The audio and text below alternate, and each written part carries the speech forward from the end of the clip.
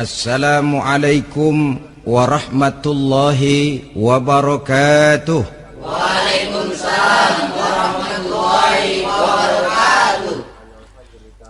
Alhamdulillah,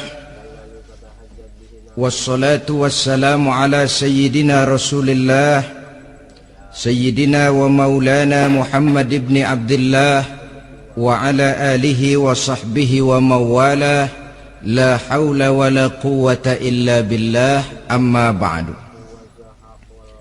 Bapak-bapak, ibu-ibu, saudara-saudara kaum muslimin rahimakumullah.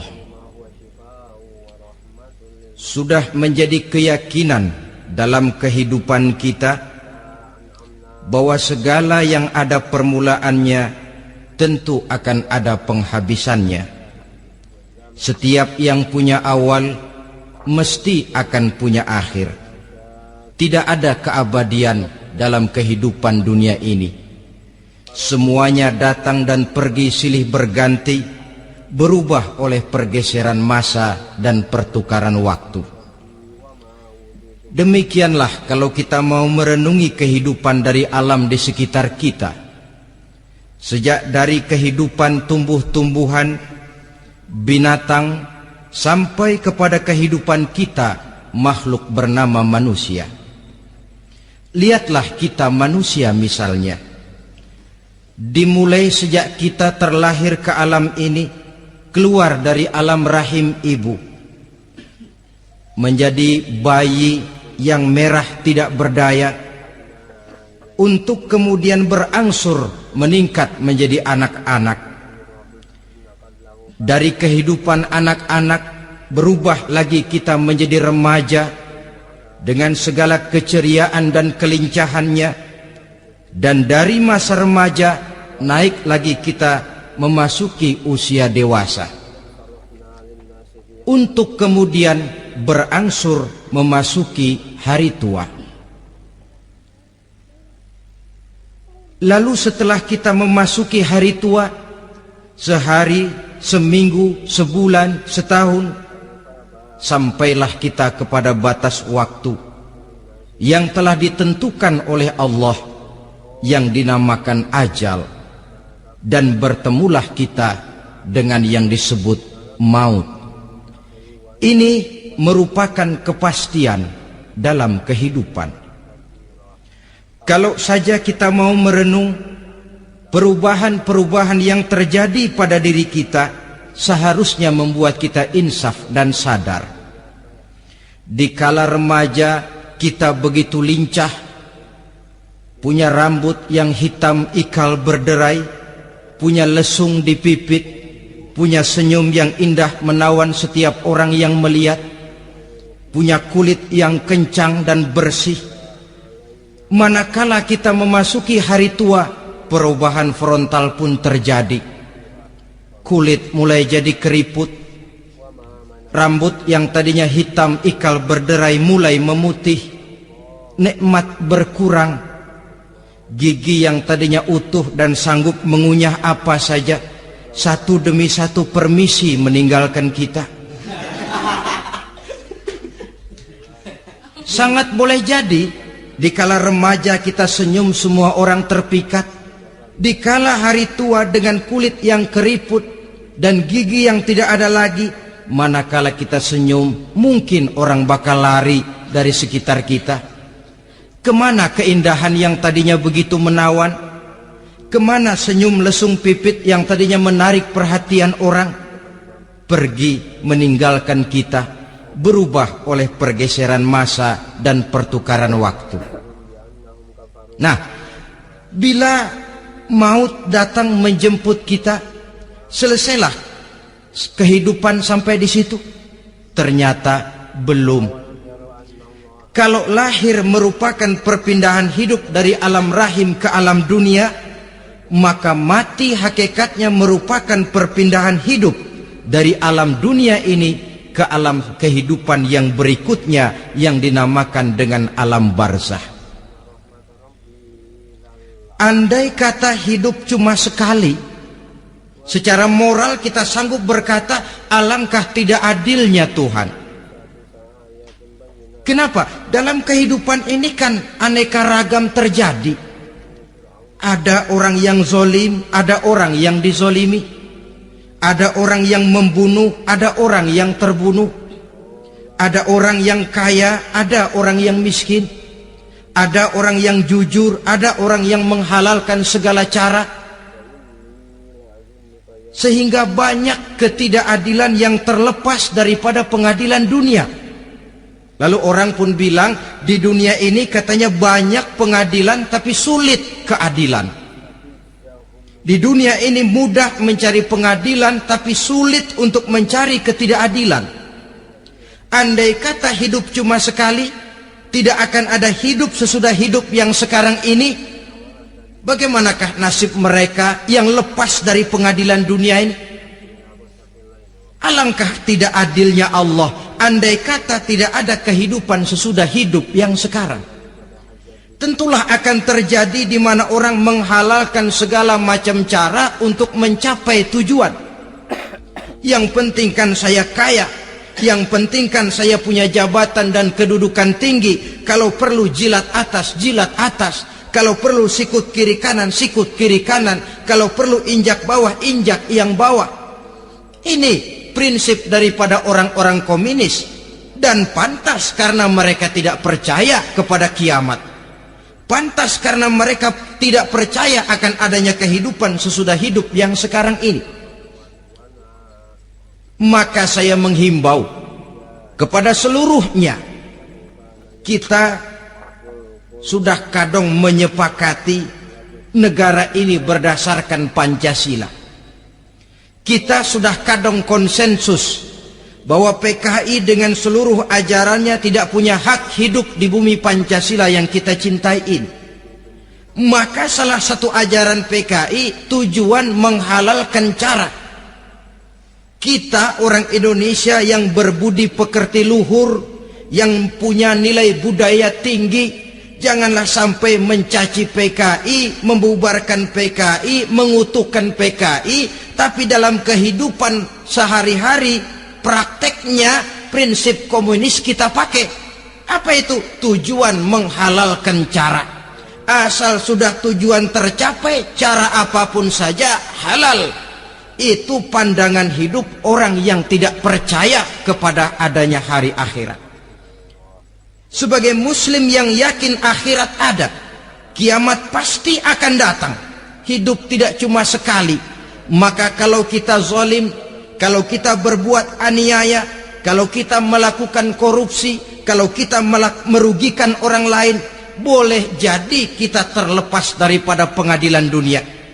Tapi ingatlah, kita tidak akan pernah lepas dari pengadilan Allah. Pengadilan Qadhi Rabbul Jalil, di mana kita akan diadili dengan seadil-adilnya, dan tidak satu perbuatan yang bersifat salah, yang bagaimanapun kecilnya, yang akan lepas dari pengadilan di akhirat itu nanti. Pantas saja kalau satu hari malaikat Jibril datang menasehati Rasulullah sallallahu alaihi wasallam, yang artinya juga menasehati kita semua.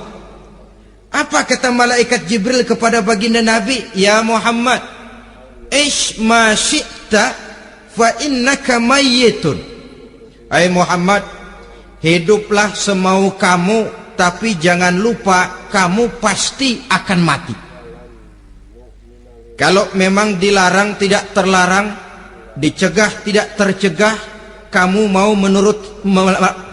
melaksanakan hidup menurut maumu sendiri, persilakan, hiduplah menurut mau dan gayamu.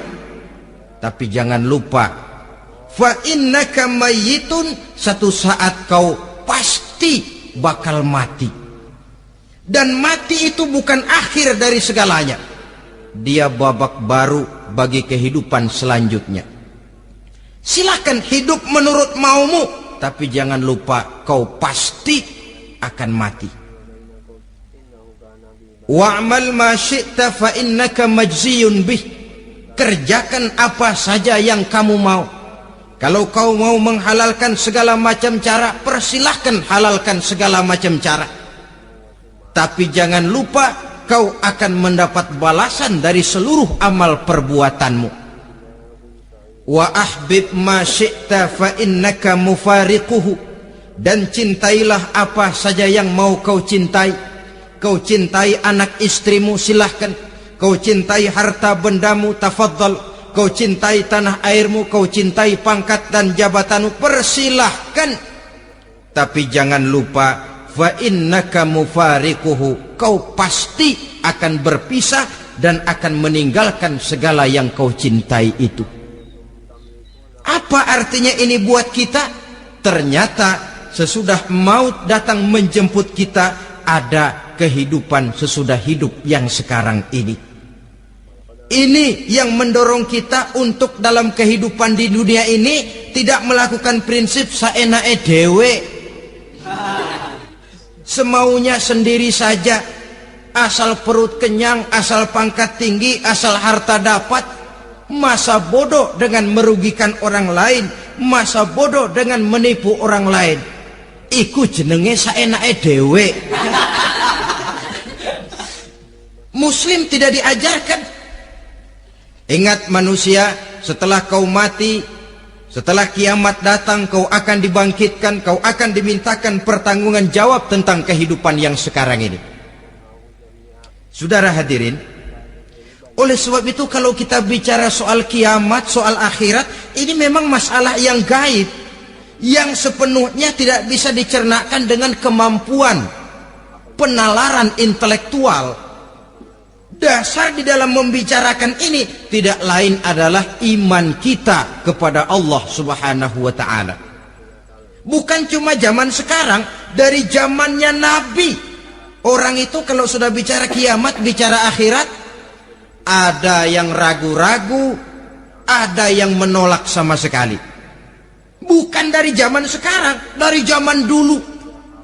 Pernah kok satu saat Rasulullah itu dakwah, menceritakan, saudara-saudara, akan terjadi kiamat di mana Allah akan membangkitkan manusia dari kuburnya untuk memintakan pertanggungan jawab.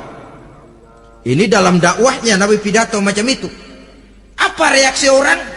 Yang beriman ya mantap, tapi yang tidak beriman, bajingan-bajingan Quraisy ini, mereka bertepuk tangan, mengejek, mencaci.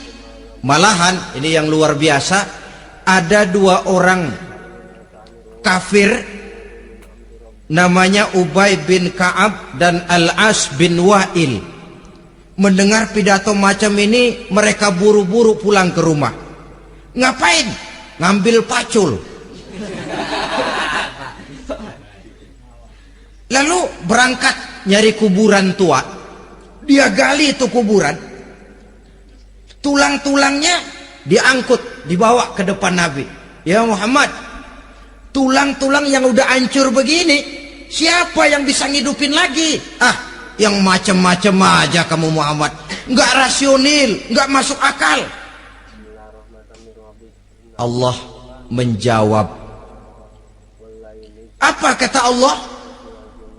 Wa daraba lana mathalan wa nasiya khalqah qala man yuhyil 'izama wa hiya ramim qul yuhyiha alladhi ansha'aha awwala marrah wa huwa bikulli khalqin alim.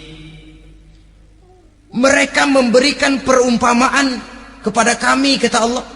Mereka melupakan asal kejadiannya. Mereka bertanya, siapa yang sanggup menghidupkan tulang belulang yang sudah hancur kayak begini? Qul yuhyiha alladhi ansha'aha awwala marrah.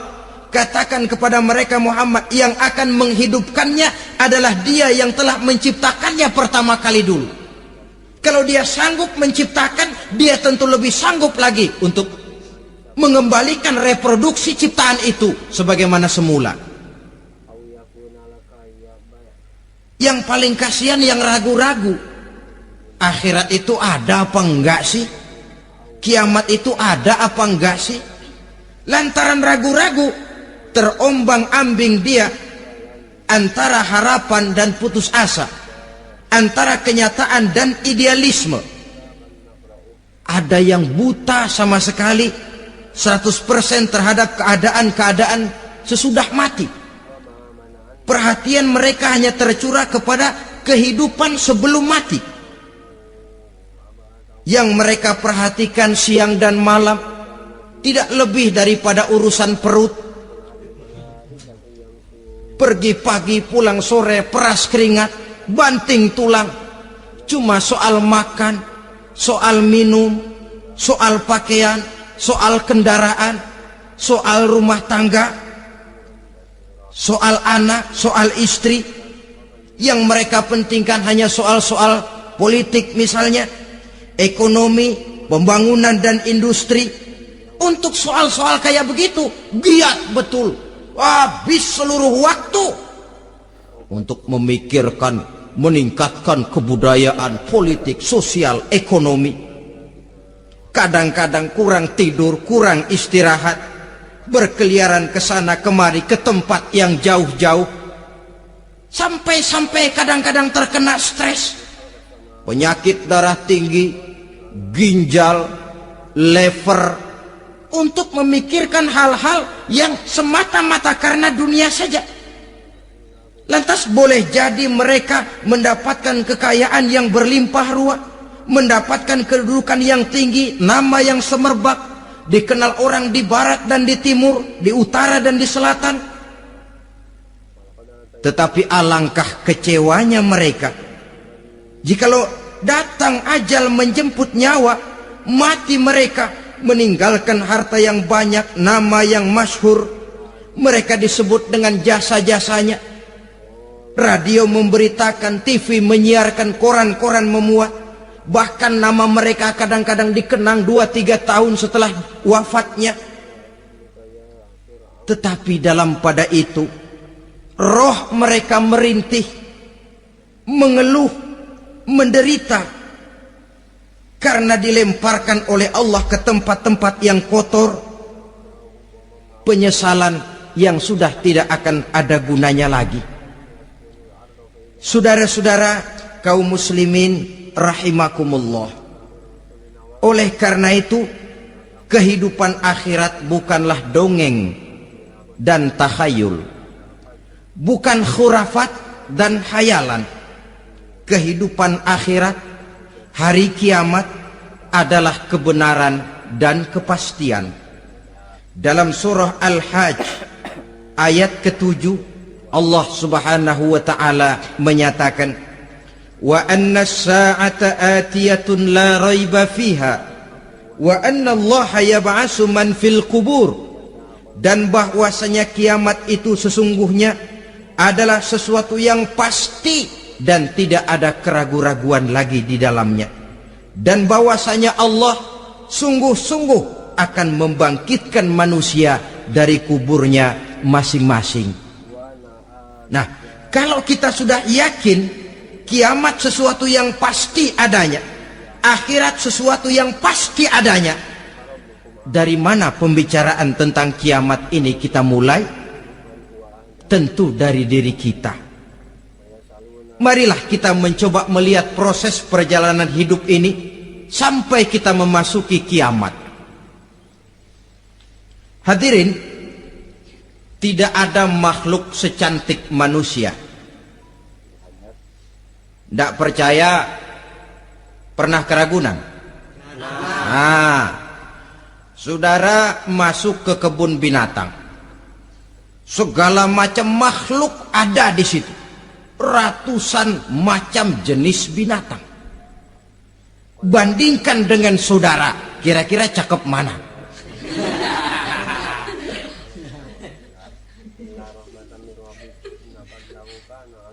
Dari seluruh makhluk yang diciptakan Allah itu, manusia fi ahsani taqwim, dalam bentuk yang paling sempurna, sejak susunan biologis sampai kemampuan berpikir.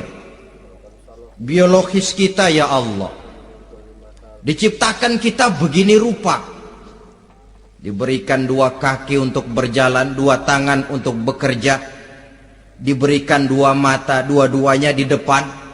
Pernah saudara mikir kalau mata kita yang satu di depan, yang satu di belakang? Rasanya nggak laku kacamata itu.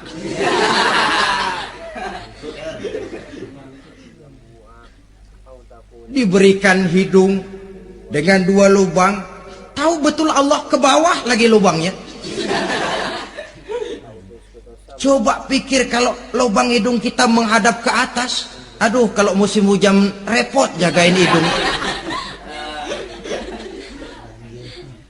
Laqad khalaqnal insana fi ahsani taqwim. Sungguh telah kami ciptakan manusia dalam bentuk kejadian yang paling sempurna ketimbang makhluk-makhluk Allah lainnya. Nah, kesempurnaan manusia ini oleh karena hidupnya terdiri dari 2 unsur pokok. Pertama unsur jasmani dan kedua unsur rohani. Jasad dan roh. Jasad yang terlihat sekarang ini, potongan saudara yang ngejedok di depan saya ini jasad saudara. Ini yang berasal dari sari pati makanan yang dimakan oleh bapak ibu kita. Lalu hasil kerjasama yang baik antara ibu dengan bapak, terwujudlah kita. Kalimat langsungnya jasad ini berasal dari tanah yang tadi berubah dari bayi, remaja, dewasa, meningkat hari tua. Yang berubah itu jasmani kita. Kenapa? Karena jasmani itu materi, benda, daya tahannya terbatas. Dia berubah oleh pergeseran masa dan pertukaran waktu. Apa ada orang makin tua makin cakep? Jasmani oleh karena dia materi, dia berubah oleh pergeseran masa dan pertukaran waktu. Nah, yang menyebabkan jasmani itu bergerak karena ada roh di dalamnya. Ini yang menyebabkan kehidupan. Ini yang menjadi sumber kehidupan, pusat kesadaran dan pengertian dalam kehidupan manusia. Tanpa roh dalam diri kita, maka jasad kita. Pernah lihat orang mati? Nah, itu kalau orang mati, coba perhatikan. Apanya yang kurang? Kupingnya masih ada, tapi sudah tidak sanggup mendengar. Matanya masih lengkap, tapi tidak mampu melihat. Jangankan melihat, terbuka saja tidak. Mulutnya masih ada, tapi sudah tidak bicara lagi. Telinganya cukup, tapi sudah tidak sanggup mendengar. Kakinya lengkap, tapi tidak mampu lagi berjalan. Apa penyebabnya itu? Ternyata jasmani kita, jasad ini, manakala sudah ditinggalkan oleh ruh, dia tidak akan bisa berdaya apa-apa. Tidak mampu berjalan, tidak pula berbuat, tidak pula bekerja apapun saja. Saudara-saudara, dua-duanya punya kebutuhan. Jasmani ada kebutuhannya, rohani pun ada kebutuhannya. Jasmani yang jelas perlu makan, perlu minum, perlu tidur, perlu pakaian, dan sebagainya. Nah, apabila saat berpisah datang, ajal sampai, berpisahlah roh dan jasad. Dan itulah yang dinamakan dengan maut. Jadi apa sih mati itu? Mati adalah berpisahnya roh dengan jasad. Sebab itu Islam sangat menganjurkan kita untuk banyak-banyak mengingat mati. Bagaimana caranya mengingat mati? Pertama, mati itu kan pasti. Kira-kira yang hadir di sini ada yang nggak mati nggak? Kira-kira semuanya bakal mati kan? Berani? Sekarang mau? Saudara, sebenarnya kalau kita merenung lebih jauh, orang itu tidak perlu takut mati. Walaupun tidak boleh terlalu berani menghadapi mati. Karena bagaimanapun takutnya kita kepada mati, toh dia pasti datang. Bagaimanapun beraninya kita mati, kalau belum ajal, ya tidak mati juga. Jadi muslim itu kan harus berani menghadapi hidup dan tidak takut menghadapi mati. Mati adalah sesuatu yang pasti. Muslim dianjurkan banyak-banyak mengingat mati dalam kehidupan. Caranya bagaimana? Pertama, berziarah nengokin teman yang sakit. Ya? Suka nengokin teman yang sakit enggak? Oh, itu pahalanya kata Nabi. Menengok orang yang sedang sakit lebih afdol daripada sholat sunnah 1000 rakaat. Apa pernah saudara sembahyang sunnah sampai 1000 rakaat? Nengokin orang sakit pahalanya lebih afdol daripada itu. Kenapa menengoki orang sakit mengingatkan kita kepada mati? Iya ya, ini teman saya yang kemarin segar banget, bercanda sama saya, ketawa sama-sama, sekarang terbaring tidak berdaya, hilang kemampuannya, hilang keceriaannya, sakit. Iya kalau sembuh, kalau ajal, iya sekarang giliran dia, kalau jatuh ke saya. Lalu menghibur teman dengan kata-kata yang enak, yang akan mendatangkan sugesti supaya dia cepat sembuh. Jangan nengokin orang sakit jujur. Sakit apa lu? Perut. Emang teman gua kemarin sakit begini mati ya? Wah, itu orang bisa jadi shock lantaran etika kita tidak akan sampai ke sana. Menjenguk orang sakit akan mengingatkan kita kepada mati. Apalagi ziarah kubur. Ada yang orang tuanya sudah meninggal? Kalau ada, ya tidak bisa tiap hari, sekurang-kurangnya seminggu sekali. Jumat pagi misalnya ziarah kita ke kubur. Sehingga kalau kita masuk kubur kan ada etikanya. Assalamualaikum ya ahlal kubur wa inna insyaallahu bikum lahikun. Hai penduduk kubur, keselamatan bagi kamu dan kami yang masih hidup sekarang ini insyaallah pasti bakal nyusul kamu. Iya, yang kemarin gagah benar sekarang terbaring tanpa daya. Ini unggukan kuburannya. Yang kemarin ada sekarang sudah tidak ada. Kemana dia? Kami satu saat pasti akan begini. Ingat mati. Lalu apalagi yang bisa membuat kita ingat kepada mati? Mengawal jenazah. Bukankah sangat dianjurkan oleh agama? Bahkan kalau bisa sejak mengurusnya, memandikannya, mengkafankannya, menyolatkannya untuk kemudian mengantarnya ke kubur.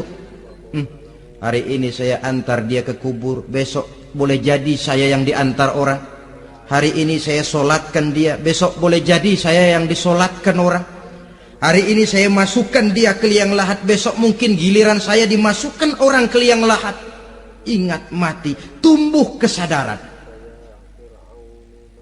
Lalu daya positifnya dalam kehidupan apa? Nah, saudara-saudara hadirin, orang yang mengingat mati bukan lantas menjadi lemah dalam kehidupan, menjadi putus asa, sedikit semangat, terbentur kesulitan, mudah frustasi. Bukan itu tujuannya kita diperintah mengingat mati. Jelasnya Islam menganjurkan kita untuk mengingat mati guna maksud-maksud yang positif, supaya orang lalu sadar hidup ini cuma sebentar. Maka mumpung hidup, nah ini mumpung, tapi mumpung yang baik. Mumpung hidup, maka hidup yang singkat ini harus saya pergunakan dengan sebaik-baiknya, melakukan kebajikan yang sebanyak-banyaknya, menjauhkan rasa malas, menunggu keajaiban yang datang dari langit, berleha-leha, bermain-main, sementara maut kalau dia datang tidak pernah main-main. Pantas kalau seorang penyair bernama Syauqi memesankan, tazawwad bittaqwa fa innaka la tadri iza hanna al-lailu hal ta'ishu ila al-fajri kam min sahihin mata min ghairi illatin wa kam min alilin 'asha hinan min ad-dahri. Persiapkan dirimu dengan takwa, sebab kamu tidak tahu apabila malam datang kamu masih bisa hidup apa enggak besok pagi. Apa ada jaminan saudara yang kumpul di depan saya malam ini besok masih bisa hidup? Tidak. Ada jaminan? Tidak. Tidak ada sama sekali.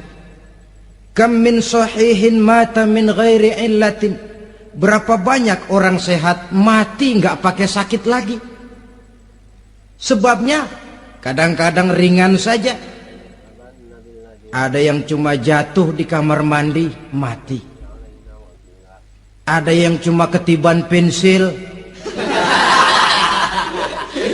Iya, kalau ketiban pensil 3 peti masa nggak mati. Ta'addadatil asbab wal mautu wahid. Sebabnya boleh jadi macam-macam, tapi mati satu juga, yaitu mati. Dia seperti kelapa yang terlalu tua jatuh ke bawah, yang kembang baru keluar pun jatuh ke bawah. Itulah mati. Dia datang menjemput yang bayi, dia datang mengambil yang anak-anak, dia datang juga kepada yang remaja, kepada yang dewasa, kepada yang tua sekalipun. Jangan yang remaja lalu berpikir, gua rasanya masih jauh banget mau mati. Ini sesuatu yang pasti yang kita tidak pernah diberitahu kapannya. Kalau dikasih tahu kapannya kan kita bisa. Umpama malaikat maut datang ke rumah saya, saudara Zainuddin kau mati 80 tahun lagi. Wah, saya kan berhitung, masih lama, poya-poya aja dulu Tapi ini tidak pernah diberitahu kepada kita. Lantaran tidak diberitahu itulah kita perlu bersiap-siap dengan selalu mengingat-ingat mati yang mendorong kita untuk berbuat positif. Satu contoh peringatan mati yang mendatangkan positif pada peristiwa ketika turun perintah hijrah. Ketika di Mekah sudah terpepet turun perintah hijrah. Ini sahabat yang berangkat hijrah, jangan dikira semua bulat hati. Ada yang mikir, kalau saya hijrah berangkat dari Mekah ke Madinah, nanti di tengah jalan dicegat oleh kafir Quraisy lalu dibunuh, mati saya. Takut mati. Allah peringatkan, kullu nafsin za'iqatul maut. Kamu disuruh hijrah saja takut mati, padahal kamu tahu semua yang hidup bakalan mati. Diam saja di Mekah mati, hijrah ke Madinah pun akan mati. Mendengar ayat ini, Sayyidina Umar bin Khattab seperti dibakar semangatnya. Kalau sebagian sahabat hijrah sembunyi-sembunyi, beliau mau hijrah itu malah bajingan Quraisy dikumpulkan dekat Ka'bah. Pidato, ya ma'syarah Quraisy, dedengkot Quraisy, dengerin.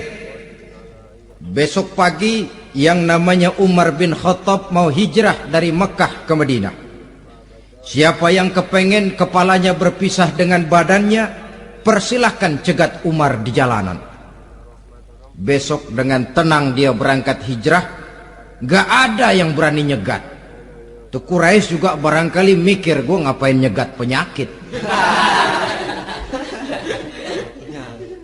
Begitu ingat mati, timbul semangat juang, timbul semangat berbuat. Ini ingat mati yang positif, bukan yang melemahkan semangat. Dah jangan kerja rajin-rajin dah, lu bakalan mati. Ini ingat mati yang salah pasang. Ingat mati seharusnya mendorong manusia untuk berbuat lebih tekun. Allah memberikan peringatan, qul innal mauta allazi tafirruna minhu fa innahu mulaqikum. Katakan, maut yang kamu akan melarikan diri daripadanya, yang kamu takuti benar dia pasti akan datang menjemput kamu. Saudara-saudara hadirin yang saya hormati, datangnya memang tidak kita harapkan yang namanya maut, tapi sekali dia datang tidak ada pintu tempat kita lari. Dia memang tidak pernah kita undang, tapi sekali dia datang mengetok pintu, kekuatan apa yang bisa menolak? Dia sebuah tanda seru dalam kehidupan. Apa yang menyebabkan orang takut mati? Pertama, barangkali karena dia tidak tahu bagaimana kehidupan sesudah mati. Alam kubur gelap, alam akhirat gelap, sehingga dia bingung. Lantaran bingung lalu jadi takut. Yang kedua, boleh jadi oleh bayangan-bayangan dosa yang pernah dia kerjakan di dunia ini. Kerjanya cuma menumpuk dosa. Dia gembira, bahagia, tertawa di atas tumpukan dosanya, merasa segan berpisah dengan seluruh kehidupan ini.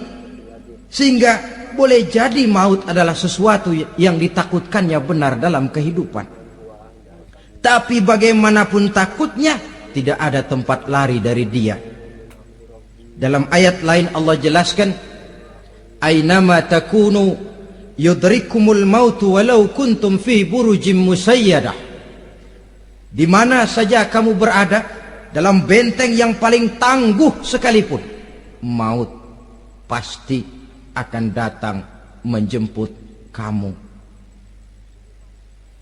Nah, bagaimana caranya maut datang menjemput kita? Bila datang dia, sang malaikat pencabut nyawa, malaikat Israel namanya, hendak mengambil ruh kita. Dalam suasana macam begitu, di akhir kehidupan dunia, dalam berhadapan dengan sakaratul maut, terbagilah manusia dalam dua bagian besar. Pertama, yang menghadapi sakaratul maut itu dengan husnul khatimah, baik di akhirnya, sehingga pada saat ruhnya berpisah dengan jasadnya, kelihatan dia seperti senyum, mukanya cerah. Bahkan sebelum itu boleh jadi dia sempat meninggalkan pesan-pesan yang baik. Ada yang sempat azan, ada yang sempat baca Quran. Pernah kan nemui orang yang mau mati seperti itu? Yang sempat azan, yang sempat baca Quran, yang sempat meninggalkan wasiat-wasiat yang baik. Sebab apa? Malaikat maut datang menjemput mereka juga dengan baik-baik. Dicabut ruhnya perlahan-lahan, tapi sungguh pun perlahan-lahan. Pedihnya, sakitnya tetap tiada tara. Rasulullah Sallallahu Alaihi Wasallam, dikala beliau hendak berhadapan dengan sakaratul maut, diceritakan mencelupkan tangannya ke dalam gelas berisi air, lalu mengusapkannya ke muka beliau seraya berdoa, "Ya Allah, mudahkan saya dalam menghadapi sekarat ini." Beliau juga yang mengatakan bahwa sakitnya sakaratul maut sama dengan 300 kali bacokan pedang. Sehingga kita diajarkan doa. Di antara doa selamat itu kan ada, Allahumma hawwin alaina fi sakaratil, ya Allah, mudahkan saya di dalam menghadapi sakaratul maut itu. Ketika ruh ini keluar dari jasad, mata masih mengikuti ruh itu. Sehingga kadang-kadang ada yang matanya terbelalak dan tidak sempat ditutup, terbuka terus, mengikuti ruh itu keluar dari jasadnya. Adapun golongan kedua, manusia yang ketika berhadapan dengan sakaratul maut mendapatkan su'ul khatimah, jelek di penghabisannya. Sekaratnya sudah setengah mati, lalu jelek juga di akhirnya, mati dalam keadaan yang tidak baik, tidak terpuji. Ada yang lagi megang kartu, mati. Ada yang lagi di tempat ngadu ayam, mati. Ada yang lagi di tempat pelacuran, mati. Ada yang lagi megang botol minuman keras, mati. Nih barangkali malaikat maut gemes banget nariknya, lu bajingan, lu tarik terus yang ampun. Mati su'ul khatimah. Makanya bagus itu. Kadang-kadang di majelis-majelis taklim kan sering dibaca, ya Allah biha, ya Allah biha, ya Allah bihusnil khatimah. Kan ada itu? Ada enggak? Saudara hadirin, mohon agar oleh Allah kita diberikan husnul khatimah, baik di saat ruh akan berpisah dengan jasad. Ini sesuatu yang pasti. Sang malaikat maut datang menjemput nyawa. Setelah ruh berpisah dari badan, maka tinggallah sang badan, ditangisi oleh semua yang kita tinggalkan. Sehingga kepada putrinya Fatimah, ketika malaikat maut datang hendak menjemput baginda Nabi, beliau berkata kepada anaknya, Fatimah, kamu tahu siapa yang datang? Saya tidak tahu, Bapak. Yang datang hadimul lazat. Itu dia yang menghancurkan seluruh kesenangan dunia. Wa qati'u syahwat, yang memisahkan kita dengan seluruh yang kita cintai. Dia malaikat maut, Pak. Manakala jasad sudah ditinggalkan oleh ruh, itulah yang dikerubungi orang.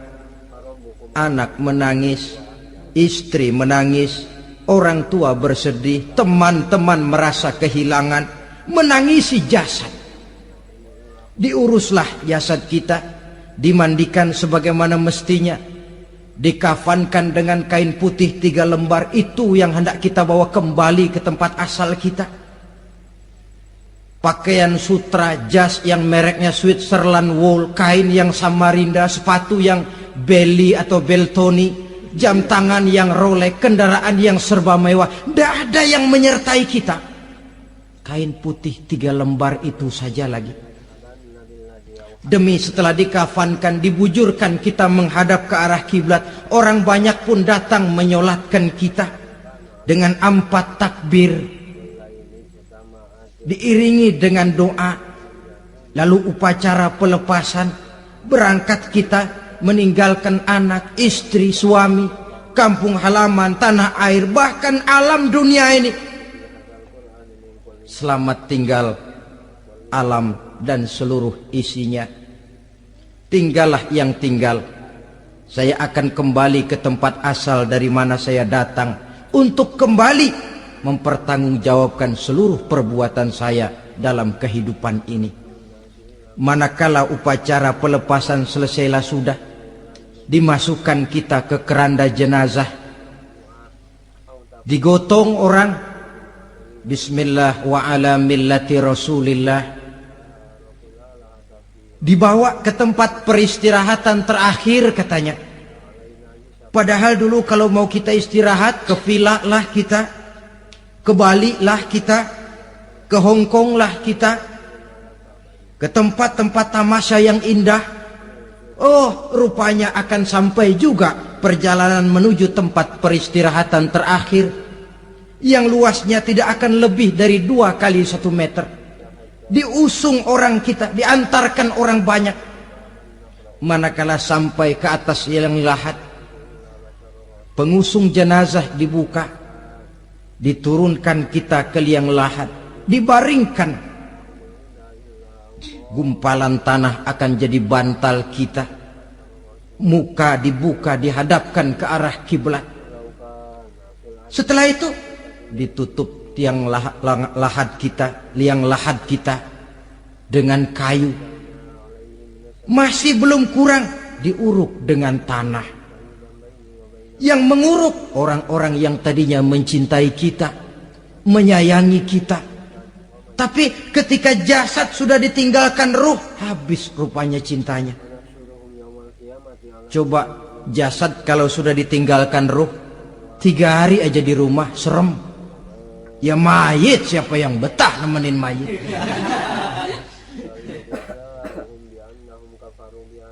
Lalu bila upacara pemakaman selesai, maka berusahalah semuanya. Para pengantar akan kembali ke rumahnya masing-masing, maka masuk kita ke alam kehidupan, yaitu yang disebut alam barzah atau alam kubur. Apa selesai hidup sampai di situ? Tidak. Hanya beberapa langkah setelah yang mengantar kita pulang. Diriwayatkan dalam hadis Bukhari dan Muslim, bila seseorang sudah diletakkan di kuburnya, lalu yang mengantar kembali pulang, maka roh si mayit akan dapat mendengar bunyi terompah orang yang pulang itu. Bunyi terompahnya terdengar. Datang dua malaikat menanyakan dia dengan pertanyaan-pertanyaan yang kalau bisa dijawab dengan betul, dua malaikat yang bernama Munkar Nakir akan bilang, jawabanmu betul, tenanglah kau di sini, naumatal arus, tidurlah kau di sini seperti tidurnya pengantin. Orang yang baik-baik di alam kuburnya akan mendapat nikmat kubur, sehingga masa penantian yang lama. Sebab jangan lupa, kita masuk ke kubur itu kan menunggu sampai datangnya hari kiamat. Jadi kalau kiamat umpama masih 1000 tahun lagi, ya 1000 tahun kita menunggu. Orang yang baik-baik penantian di alam kubur, kata malaikat, naumatal arus, tidurlah kamu seperti tidurnya pengantin. Bagaimana sih tidurnya pengantin? Nggak berasa. Iya, kata anak sekarang, endah aja udah. Begitu mendusin pagi, kata lakinya, malam sebentar bener ya Neng. Sebentar betul katanya malam. Ya tentu saja tidak terasa. Kenapa? Dia tidak pernah memikirkan waktu. Terbawa oleh kenikmatan dan kelezatan yang dirasakannya dalam kehidupan. Tapi orang kafir, orang yang dosanya bertumpuk, tidak sanggup menjawab pertanyaan dua orang malaikat, maka dia akan mendapat azab di alam kuburnya terus menerus siang dan malam sampai datangnya hari kiamat. Ibarat maling ayam ketangkep, belum masuk pengadilan udah digebugin duluan. Kan begitu kan? Ada maling ayam nggak di sini? Nah, itu yang nyaut tadi pengalaman itu. Di sidang belum divonis, belum digebugin babak belur. Saudara hadirin, maka alam kubur bisa merupakan raudhatun min riyadil jannah, taman di antara taman-taman surga, pun juga bisa merupakan hufratun min hufarin niran, menjadi liang daripada neraka.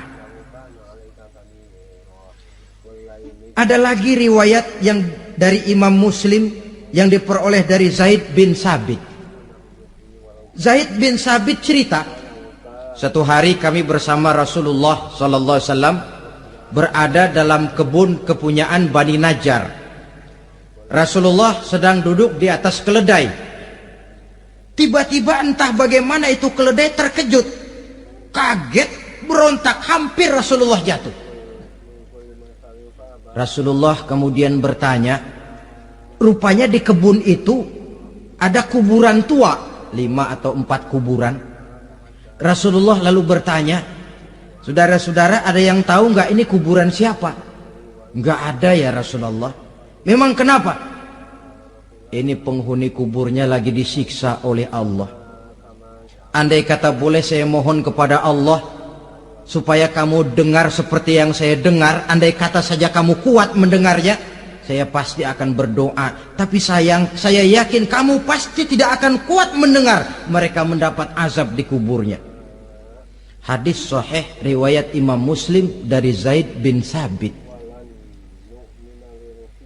Kehidupan di alam barzah. Pak, iya kalau yang matinya dikuburin. Lah kalau yang matinya diceburin ke laut, dibakar, di medan perang hilang, nggak ketahuan kemana jenazahnya. Saudara, hilang kek, dikubur kek, di dalam lautan direndam kek, itu kan cuma logika kita. Menurut Allah tidak ada perbedaan orang mati dikubur di dasar lautan atau dibakar sampai jadi abu atau gugur di medan perang tidak ketemu jenazahnya. Entah mereka tetap masuk ke alam barzah namanya. Jasad boleh hancur, tapi roh sebagai sumber kehidupan, pusat kesadaran dan pengertian, dia tetap ada, mengalami kebahagiaan dan kegembiraan atau mengalami kepedihan dan penderitaan, bergantung kepada amalan yang kita lakukan dalam kehidupan di dunia ini. Maka dalam Yasin tadi kan jelas, qul yuhyiha alladzi ansha'aha awwala marrah, yang menghidupkan mereka yang dikubur di dasar lautan, mereka yang dibakar sampai jadi abu, yang akan menghidupkan ialah Allah yang menciptakan mereka dulu pertama kalinya. Jadi kalau sudah ada aslinya, ya tentu tidak perlu contoh lagi, akan sangat mudah membuatnya. Orang tua kita, keluarga kita yang sudah berpulang, mereka di alam barzah sekarang ini bisa mendapat nikmat kubur, bisa mendapat azab kubur, bergantung amalan mereka dalam kehidupan di dunia ini. Dalam Musnad Imam Ahmad dan Sahih Abi Hatim malah ada tambahan riwayat, orang yang banyak kebajikannya di dunia, amalannya akan datang menemani dia. Sholatnya dekat kepalanya, puasa sebelah kanan, zakat sebelah kiri, menghibur dia. Malahan dikatakan berbentuk orang yang cantik menemani dia di alam kuburnya. Aneh, dia tanya, man anta lam ara fid dunya ajmal minka. Siapa kamu? Di dunia ini belum pernah saya melihat orang secantik kamu. Dia jawab, ana amaluka soleh. Saya adalah amalmu yang soleh yang kau kerjakan waktu di dunia. Saya sekarang diperintahkan untuk menemani kamu di sini.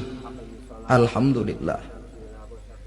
Sedangkan amalnya yang jahat akan datang dalam bentuk yang menyeramkan menemani dia di sana.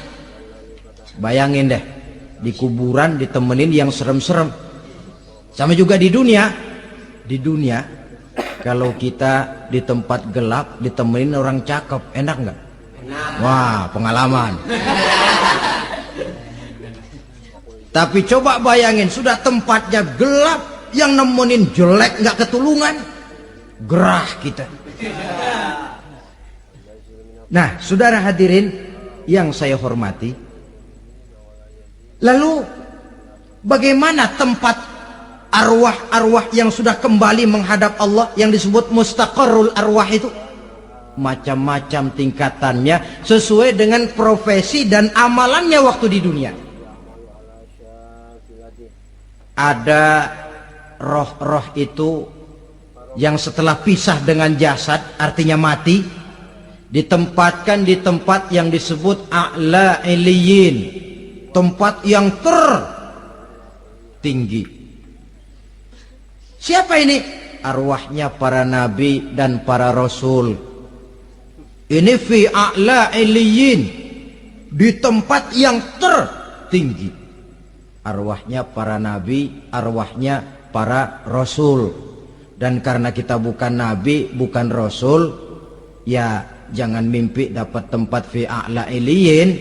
Kecuali kalau Allah menghendaki, itu hak prerogatif Allah. Tapi kan tidak adil kalau Allah melakukan itu. Ini kelompok roh-roh yang masuk golongan VIP. Wah, the first class. Para nabi, para rasul. Lalu ada pula roh-roh itu yang setelah pisah dengan jasadnya diumpamakan seperti burung-burung hijau yang berterbangan di perkebun-kebunan surga. Roh siapa mereka ini? Rohnya para syuhada, orang-orang yang mati syahid gugur membela agama. Nah, ini bedanya orang mati syahid dengan pahlawan, ya. Apa bedanya syuhada dengan pahlawan? Kalau syuhada, orang yang gugur membela agama, niatnya karena Allah, mati syahid. Kalau pahlawan, orang yang gugur membela negara, orang yang dianggap berjasa kepada pemerintah. Klimaksnya, kalau orang mati syahid jelas surga, tapi pahlawan belum tentu surga. Kenapa? Bergantung kepada negara macam apa yang dibelanya dan pemerintah model mana yang dibelanya.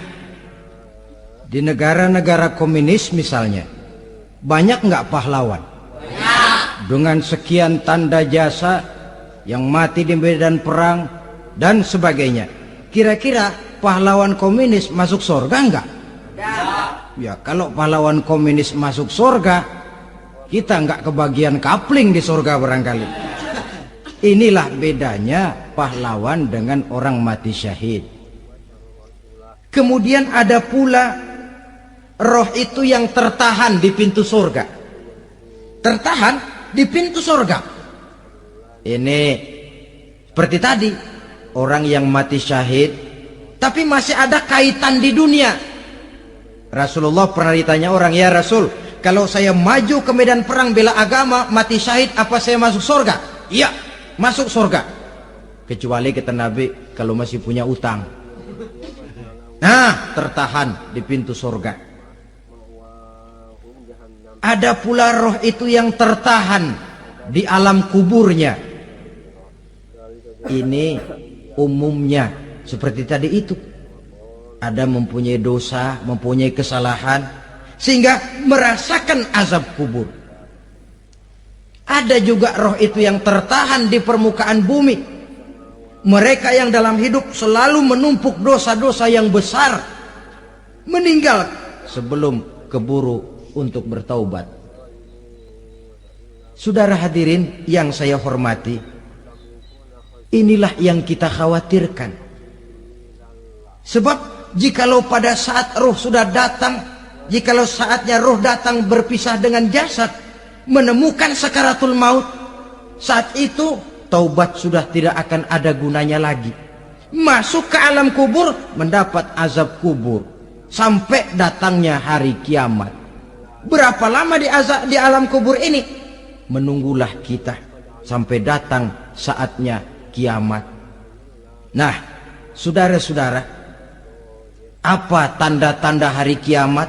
Kapan dia akan datang? Bagaimana hal ihwal manusia pada saat terjadi kiamat? Bagaimana alam ini? Bagaimana perhitungan di padang mahsyar? Insya Allah akan saya ungkapkan pada bagian kedua dari ceramah ini. Insya Allah kita akan lanjutkan pembicaraan ini sampai kepada terminal paling akhir, surga dan neraka.